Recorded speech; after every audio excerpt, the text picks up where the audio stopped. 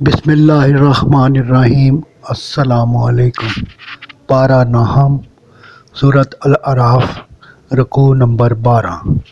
فرمایا کہ جہاں بھی کوئی نبی بھیجا گیا تو وہاں کے مغرور اور متکبر سرداروں نے اپنا اقتدار اور چودراہٹ قائم رکھنے کے لیے حق کی مخالفت کی اور عذاب الہی سے نیست و نبود ہوئے۔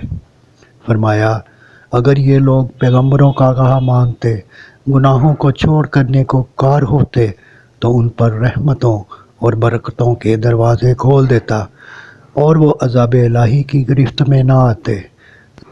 رکوع نمبر 13۔ فرمایا کہ پہلوں کی حالتوں سے پچھلے سبق سیکھیں۔ پھر حضرت موسیٰ علیہ السلام اور فرعون کے واقعات بیان ہوئے۔ رکوع نمبر 14۔ فرعون کے جادوگروں کا ذکر ہے جو حضرت موسیٰ علیہ السلام سے ہار گئے۔ رکوع نمبر 15۔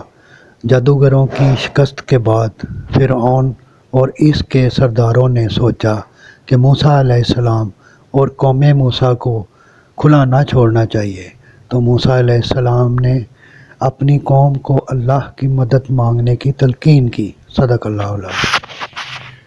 آپ سے گزارش ہے کہ چینل کو سبسکرائب کر دیجئے، گھنٹی کے بٹن کو دبا دیجئے تاکہ ہر نئی آنے والی ویڈیو آپ تک پہنچتی رہے۔